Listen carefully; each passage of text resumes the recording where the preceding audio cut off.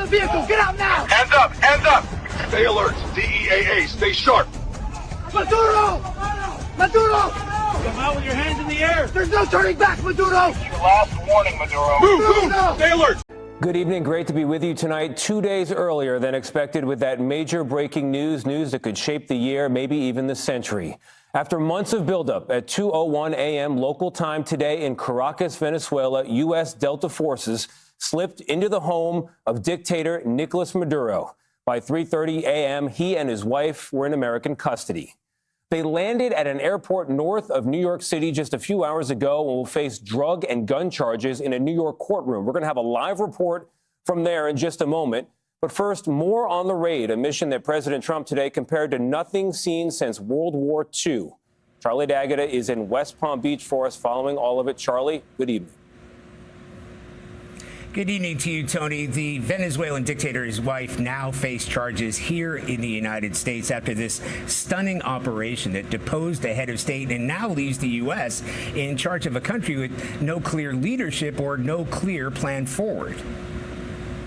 Nicolas Maduro and his wife Celia Flores touched down in New York this evening after an audacious snatch-and-grab operation in Venezuela overnight.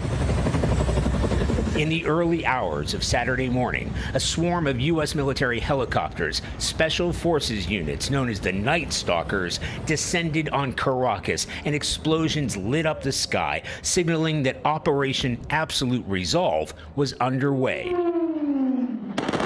It was a force against a heavily fortified military fortress in the heart of Caracas to bring outlaw dictator Nicolas Maduro to justice. President Trump and his team watched the mission unfold from his Mar-a-Lago home as soldiers of the Army's elite Delta Force dropped in and breached Maduro's compound just after 2 a.m. local time. He was trying to get into a safe place. You know, the safe place is all steel.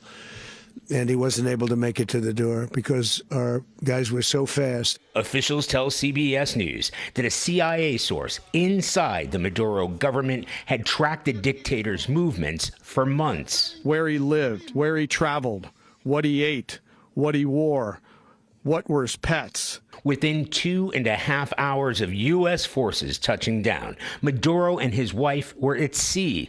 The president posting this image of a handcuffed and blindfolded Maduro aboard the USS Iwo Jima. One of the U.S. helicopters was hit, and some U.S. soldiers were injured in the raid. On arrival into the target area, the helicopters came under fire, and they replied with that fire with overwhelming force in self-defense. One of our aircraft was hit. Horrible, horrible. At least 5 strategic targets were hit, including military bases and the country's main port. We're going to run the country until such time as we can do a safe, proper, and judicious transition. The president said today the U.S. will take over Venezuela without explaining how that's going to work, how long it could last, or whether U.S. troops would be needed to do it. He also said the U.S. will take over the country's oil reserves. We're going to have our very large United States oil companies, the biggest anywhere in the world, go in, spend billions of dollars, fix the badly broken infrastructure, the oil infrastructure, and start making money for the country. Trump suggested that Venezuela's vice president, now interim President Delcy Rodriguez, will cooperate. But today she denounced the U.S. operation and insisted Maduro is still the head of state.